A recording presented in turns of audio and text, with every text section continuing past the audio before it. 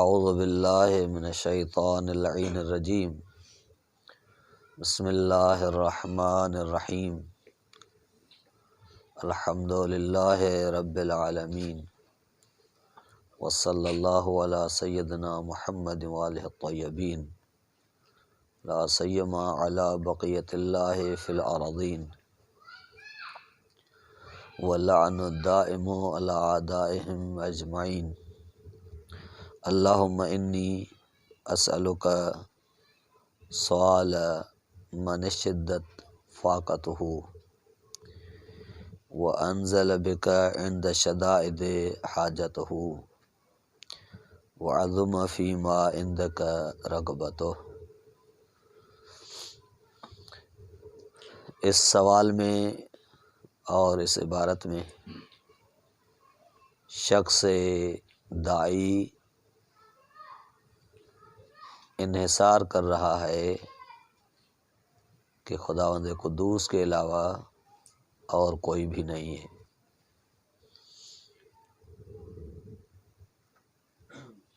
اس کا ترجمہ یہ ہے عبارت کا کہ میرا سوال، اے اللہ میرا سوال اس بے نوا اور بے سہارا کے طرح ہے جس کے فاقے بڑھ گئے ہوں، جس کے فاقے شدید ہو چکے ہوں، اور جس نے اپنی حاجتیں تیرے سامنے رکھ دی ہوں۔ انزل بک عند شدائد حاجتہ، یعنی اپنی حاجتیں سختی کے ٹائم،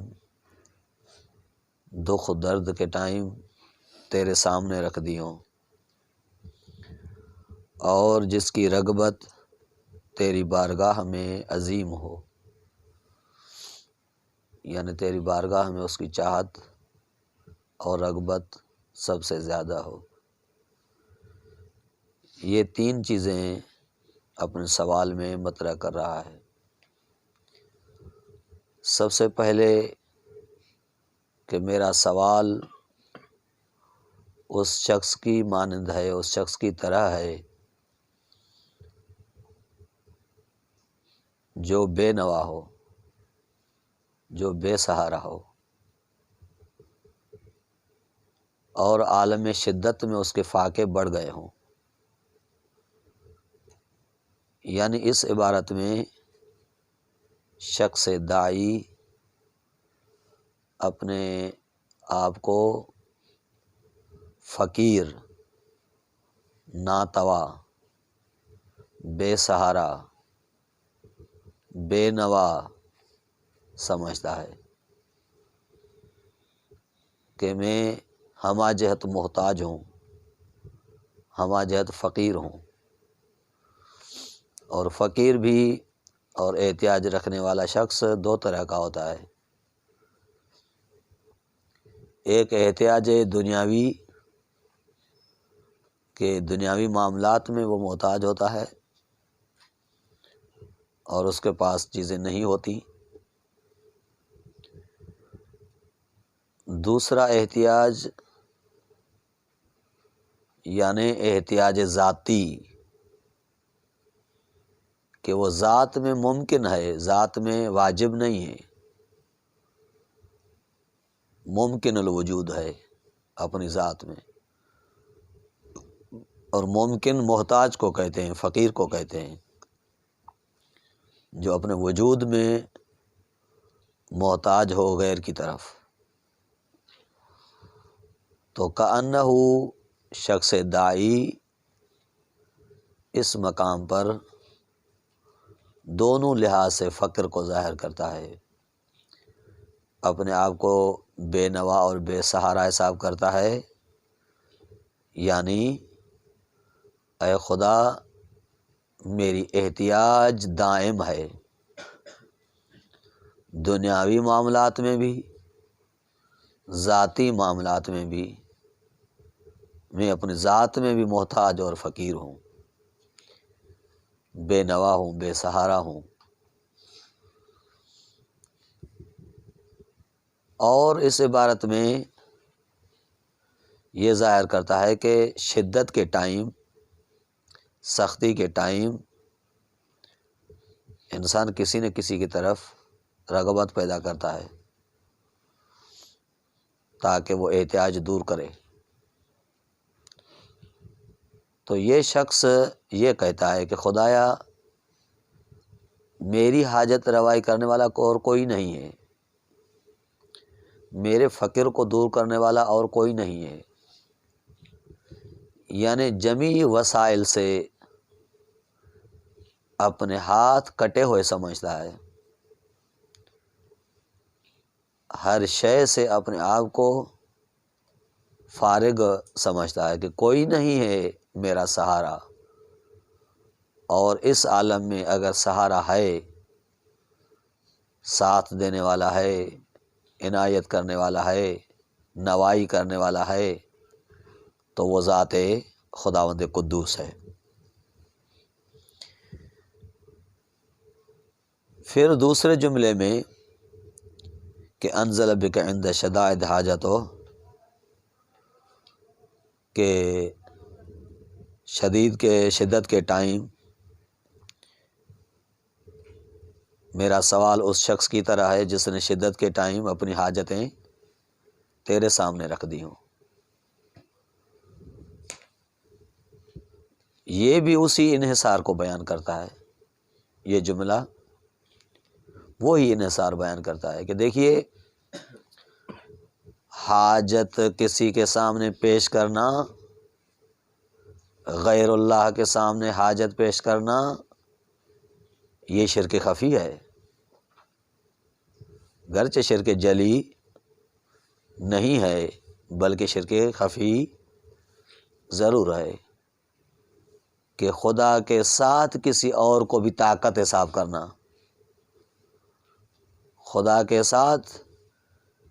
بھی اور کسی کو حساب کرنا۔ مثلا انسان کسی سخت ٹائم کے وقت اگر کوئی اس کا سہارا بنے، حاجت روائی کرے، تو وہ کہتا ہے کہ اگر فلانی نہ آتا، اگر فلانی میرے اس حاجت کی روائی نہیں کرتا تو شاید میں ہلاک ہو جاتا، یہ جملہ کہتا ہے۔ جبکہ اگر یہی شخص یوں کہے کہ اگر فلاں شخص کو خداوند قدوس وسیلہ نہ بناتا کہ وہ میری حاجت روائی کرتے، میری مدد و تعاون کرتے، تو شاید میں ہلاک ہو جاتا۔ تو دیکھیے پہلے جملے میں اس شخص کو مستقل سمجھنا ہے، جبکہ دوسرے جملے میں وہی اس کی حاجت روائی ہوتی ہے لیکن عین توحید کے ساتھ،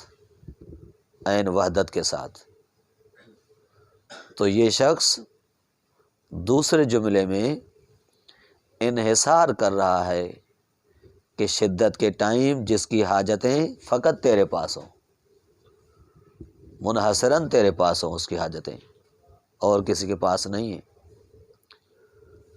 کہ عند شدائد حاجتیں جو ہیں تیرے پاس رکھی ہوں، اس کی طرح میں سوال کرتا ہوں۔ تیسرا جملہ وَعَظْمَ فِي مَا عِنْدَكَ رَغْبَتُهُ، جس کی رغبت تیری بارگاہ میں عظیم ہے، یہ بھی وہی توحید کا جملہ ہے،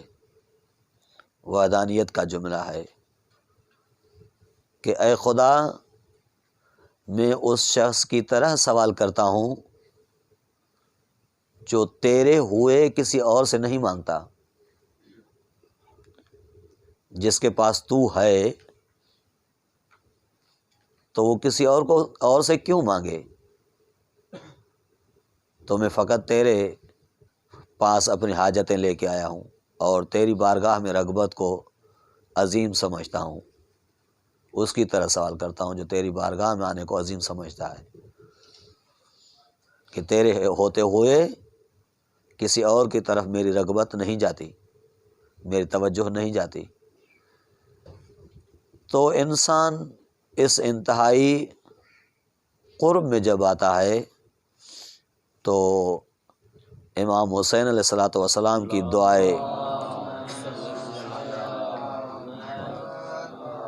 دعائے عرفہ کی مانند کے ایک جملہ مولا فرماتے ہیں دعائے عرفہ میں، عظیم جملہ ہے کہ ما فقد من وجدک وما وجد من فقدک، اے خدا اس کے پاس کیا ہے جس کے پاس تو نہیں ہے، اور اس کے پاس کیا کچھ نہیں ہے، یعنی سب کچھ ہے اس کے پاس جس کے پاس تو ہے۔ تو جس کے پاس خدا ہو اس کے پاس سب کچھ ہے، اور جس کے پاس خدا نہیں ہے اس کے پاس کچھ بھی نہیں ہے۔ تو حقیقت اور واقعیت یہی ہے۔ تو یہ جملات تین منحصر کرتے ہیں شخص داعی کو کہ اپنی حاجات، اپنی نوائی فقط اپنی رغبت خدا کے سامنے پیش کرے، اور اس کے علاوہ کسی اور کو کبھی خالق، مالک، رب، حاجت روا کرنے والا کوئی نہیں، کسی کو نہ سمجھے، فقط خدا ہی ہے۔ اسی وجہ سے ایک روایت میں ہے کہ انسان کے دل تین طرح کے ہوتے ہیں۔ ایک دل وہ ہے جو مشغول بدنیا ہے، ایک دل وہ ہے جو مشغول بالعقبہ ہے، یعنی مشغول بالآخرت ہے، اور ایک دل وہ ہے جو مشغول بالمولا ہے۔ تو جو مشغول بالدنیا ہے اس کے لیے بلا اور مصائب ہیں، اور جو دل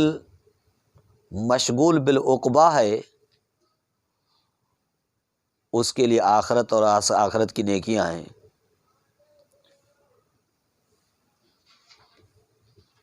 اور جو دل مشغول بالمولا ہے اس کے لیے دنیا بھی ہے، عقبہ بھی ہے، مولا بھی ہے۔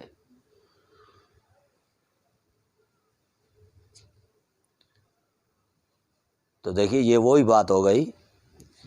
کہ جس کے پاس خدا ہے سب کچھ ہے۔ تو انسان کوشش کرے کہ دنیا کی طرف، آخرت کی طرف رغبت کے بجائے مولا کی طرف رغبت کرے۔ مولا یعنی وہی وحدہ لا شریک، اکیلا خدا، تنہا خدا، کہ ہر معاملے میں، ہر لحاظ میں خدا کو ہی سہارا سمجھنا چاہیے، خدا کو ہی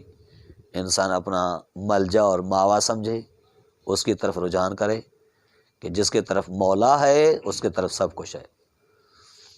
اور جس کی طرف مولا نہیں ہے کانا اس کی طرف کچھ بھی نہیں ہے۔ تو یہ داعی شخص قرب خدا کو انحصاراً بیان کر رہا ہے۔ اگلا جملہ انشاءاللہ پھر عرض کریں گے۔ وصلی اللہ علی محمد وآلہ الطیبین الطاہرین المعصومین۔ صلی اللہ علیہ وسلم۔